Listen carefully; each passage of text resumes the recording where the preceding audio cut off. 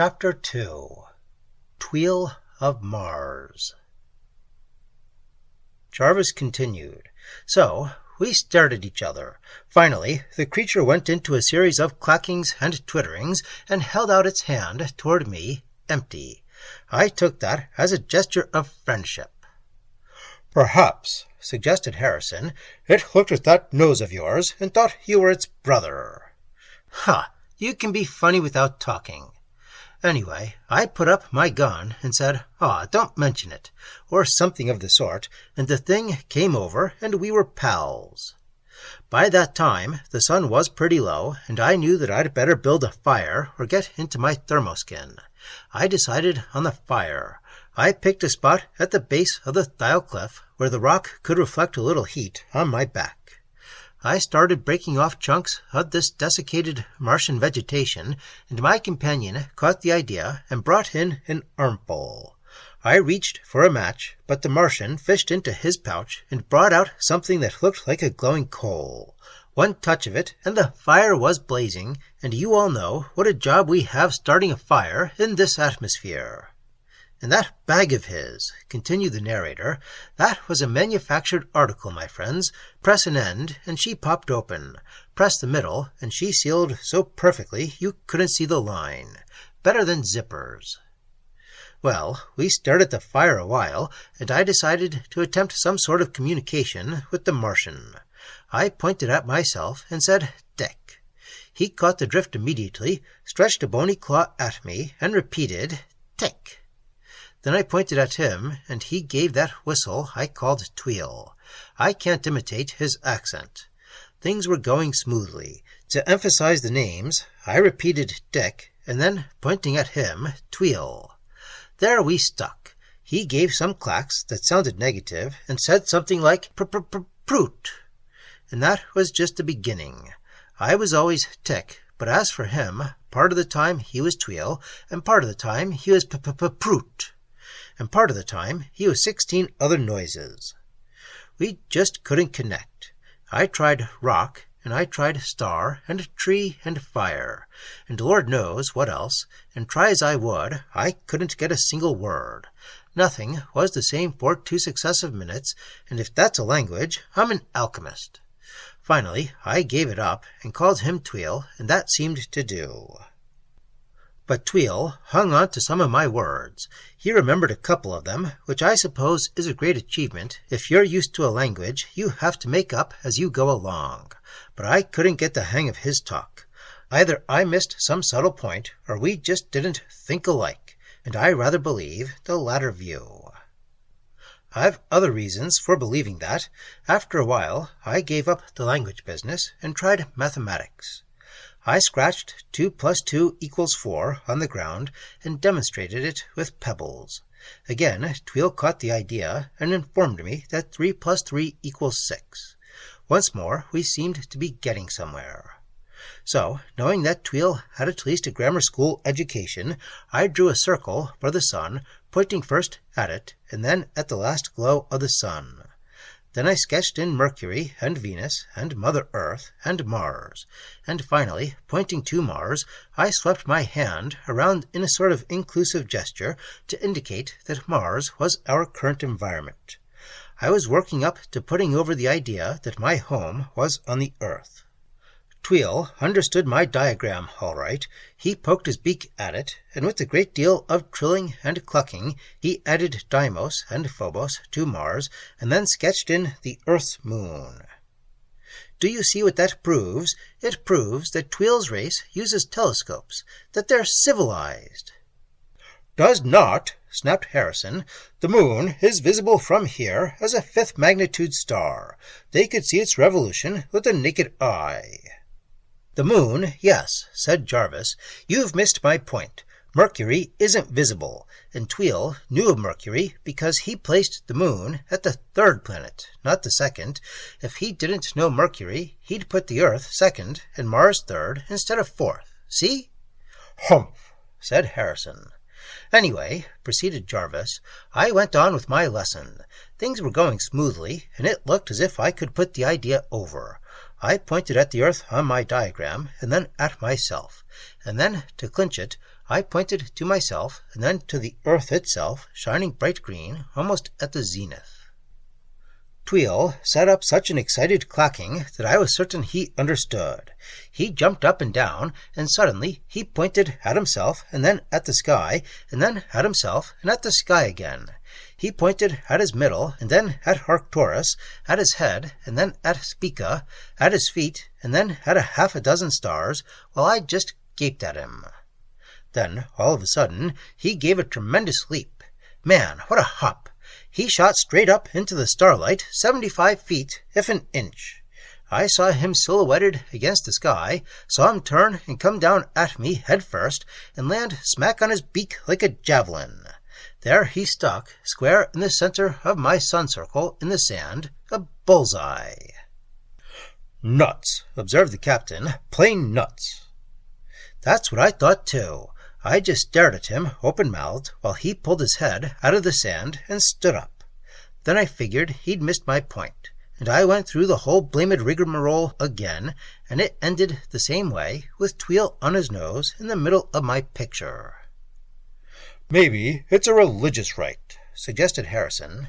"Maybe," said Jarvis dubiously. Well, there we were. We could exchange ideas up to a certain point, and then bluey. Something in us was different, unrelated. I don't doubt that Tweel thought me just as screwy as I thought him. Our minds simply looked at the world from different viewpoints, and perhaps his viewpoint is as true as ours. But we couldn't get together, that's all.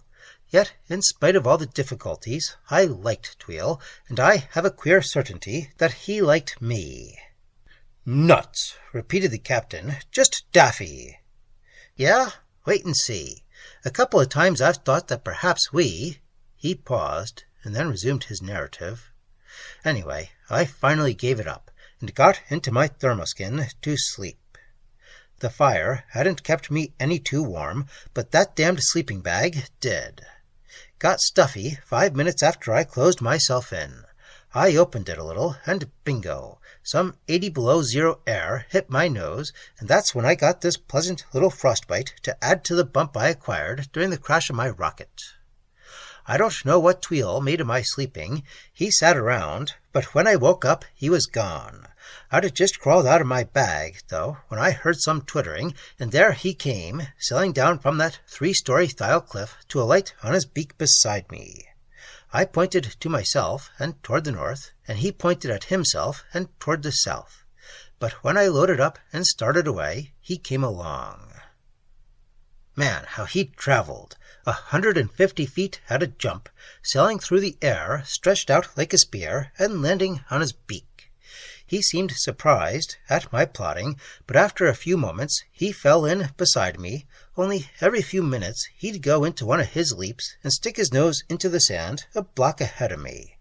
Then he'd come shooting back at me. It made me nervous at first to see that beak of his coming at me like a spear, but he always ended in the sand at my side. So the two of us plugged along across the Maricronium. Same sort of place as this, same crazy plants, and same little green biopods growing in the sand or crawling out of your way. We talked, not that we understood each other, but just for company. I sang songs, and I suspect Tweel did too. At least some of his trillings and twitterings had a subtle sort of rhythm. Then, for variety, Tweel would display his smattering of English words. He'd point to an outcropping and say, "rock," and point to a pebble and say it again, or he'd touch my arm and say, "tick," and then repeat it. He seemed terrifically amused that the same word meant the same thing twice in succession, or that the same word could apply to two different objects. It set me wondering if perhaps his language wasn't like the primitive speech of some Earth people, Captain, like the Negritos, for instance, who haven't any generic words. No word for food or water or man, words for good food and bad food, or rainwater and seawater, or strong man and weak man, but no names for general classes. They're too primitive to understand that rainwater and seawater are just different aspects of the same thing. But that wasn't the case with Tweel. It was just that we were somehow mysteriously different. Our minds were alien to each other, and yet we liked each other. "Loony, that's all," remarked Harrison. "That's why you two were so fond of each other." "Well, I like you," countered Jarvis wickedly. "Anyway," he resumed, "don't get the idea that there was anything screwy about Tweel. In fact, I'm not so sure but that he couldn't teach our highly praised human intelligence a trick or two. Oh, he wasn't an intellectual superman, I guess, but don't overlook the point that he managed to understand a little of my mental workings, and I never even got a glimmering of his." "Because he didn't have any," suggested the captain, while Putz and Leroy blinked attentively. "You can judge of that when I'm through," said Jarvis. "Well, we plugged along across the Maricronium all that day, and all the next. Maricronium, Sea of Time. Say, I was willing to agree with Schiaparelli's name by the end of that march. Just that gray, endless plain of weird plants, and never a sign of any other life. It was so monotonous that I was even glad to see the desert of Xanthus toward the evening of the second day. I was fair worn out, but Tweel seemed as fresh as ever, for all I never saw him drink or eat. I think he could have crossed the Maricronium in a couple of hours with those block-long nosedives of his, but he stuck along with me.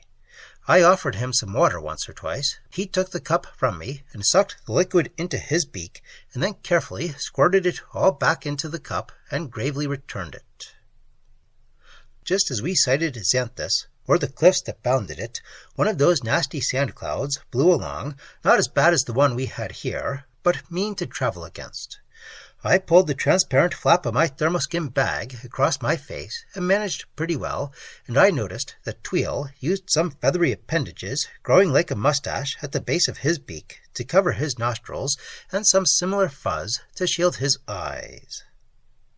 "He is a desert creature," ejaculated the little biologist, Leroy. "Huh? Why?" "He drink no water. He is adapt for sandstorm."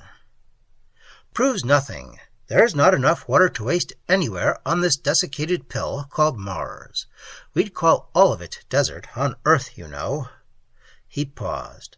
"Anyway, after the sandstorm blew over, a little wind kept blowing in our faces, not strong enough to stir the sand, but suddenly things came drifting along from the Xanthus cliffs, small, transparent spheres, for all the world like glass tennis balls, but light. They were almost light enough to float even in this thin air. Empty, too. At least, I cracked open a couple, and nothing came out but a bad smell.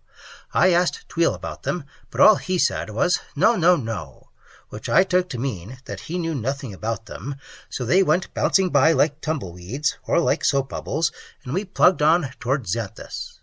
Tweel pointed at one of the crystal balls once and said, 'Rock,' but I was too tired to argue with him. Later, I discovered what he meant.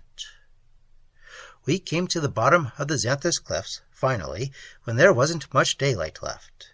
I decided to sleep on the plateau, if possible. Anything dangerous, I reasoned, would be more likely to prowl through the vegetation of the Maricronium than the sand of Xanthus. Not that I'd seen a single sign of menace, except that rope-armed black thing that had trapped Tweel, and apparently that didn't prowl at all, but lured its victims within reach. It couldn't lure me while I slept, especially as Tweel didn't seem to sleep at all, but simply sat patiently around all night. I wondered how the creature had managed to trap Tweel, but there wasn't any way of asking him. I found that out, too, later. It's devilish. However, we were ambling around the base of the Xanthus barrier, looking for an easy spot to climb. At least, I was. Tweel could have leaped it easily, for the cliffs were lower than Thiel, perhaps 60 feet. I found a place and started up, swearing at the water tank strapped to my back. It didn't bother me, except when climbing, and suddenly I heard a sound that I thought I recognized. You know how deceptive sounds are in this thin air. A shot sounds like the pop of a cork, but this sound was the drone of a rocket, and sure enough, there went our second auxiliary about 10 miles to westward between me and the sunset. "'Twas me," said Putz. "I hunt for you." Yeah, I knew that, but what good did it do me? I hung on to the cliff and yelled and waved with one hand.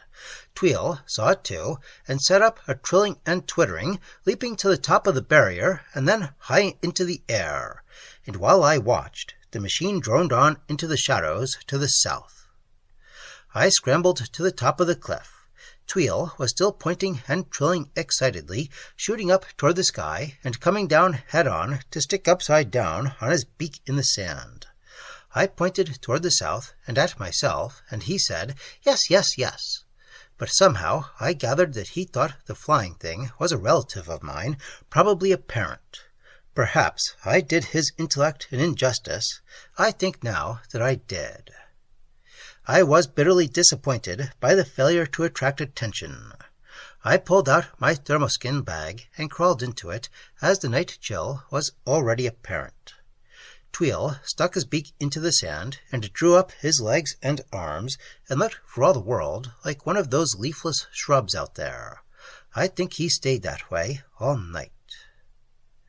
"Protective mimicry," ejaculated Leroy. "See, he is desert creature."